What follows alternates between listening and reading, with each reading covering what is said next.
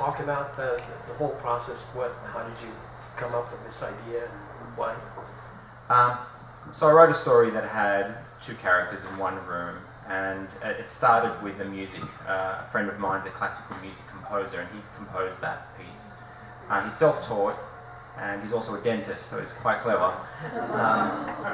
And the puppets actually came from an artist who lives in Ohio, and when I had my friend's music and the idea of wanting to do another stop motion, I contacted her and I said, do you want to collaborate on something?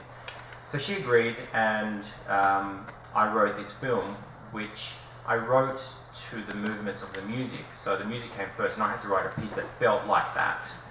You know, you have this live action and the stop motion. What was the main challenge? In the live action, one of the biggest challenges was finding an Alaskan actor. I searched all over the states because we didn't think we had the money to go to Alaska or fly somebody from Alaska, so I thought surely there's some Alaskan actor in Chicago. There's not. And so we found this great casting director from Alaska, and she sent us 3 pictures. And like in LA, you send out a casting notice and you get, 500 responses or whatever. And the first guy just looked like our character. I called him up on the phone, and he did a read over the phone, and then cast him based on that. And then the stop motion was really an endurance contest, and also a learning process for Brent and myself, because we hadn't done stop motion before. So that took us about 8 months to do 6 minutes, I believe, of stop motion. 8 months? Mm-hmm. Wow.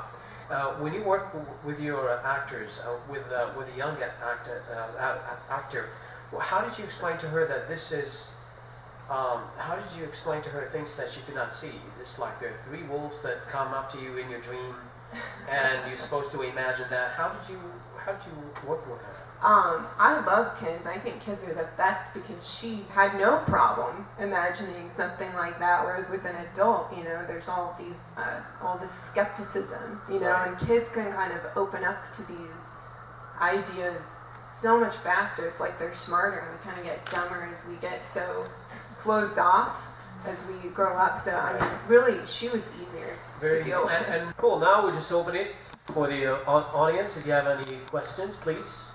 Yes? I was just curious, technically, with the stop motion stuff, what the scale of the figures and the sets are? So my puppets were 30 centimeters tall, without ears, and the set was about this big. This big.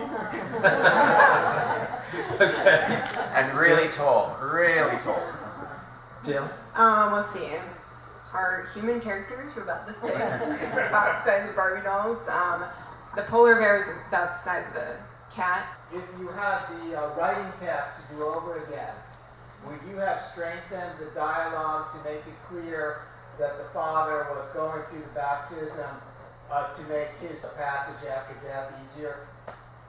I probably would have weighted it differently, maybe. I did certain things. I made certain decisions, like I lit the pastor with this sort of heavenly light and shafts of light and things like that, which in my inception of the film, I imagined to be through the boy's eyes, this sort of glamorization, this guy is like, surrounded by a halo basically, sort of mystical or whatever, and so it was supposed to be through the child's point of view, but what ended up happening, I think, consciously or otherwise, was that it was weight. It was weight that I was presenting in the way that people were digesting the treatment of that character. So things like that, the way, what things weigh, I don't have another way of expressing that, but I would have probably tried to change some of the... I've got a comment as well. Yes. I think that even if you had changed it and weighted it differently, people still would have read whatever they wanted to into it. I'm just curious, was it a strategic decision or artistic one to make the maker's face so immobile and stylized? As I mentioned earlier, the puppets were made by this other lady, and she creates these bunny creatures, all kinds of them, and that's how they look. And so I was working within that frame. But what I did ask her to do was create a face that was sad, a face that was neutral, and a face that was happy.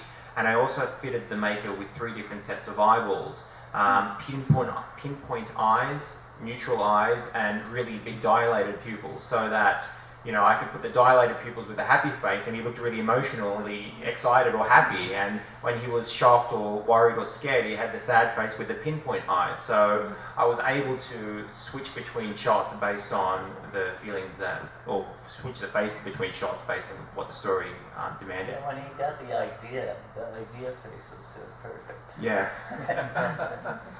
Thank you guys. Thank you. Thanks everyone.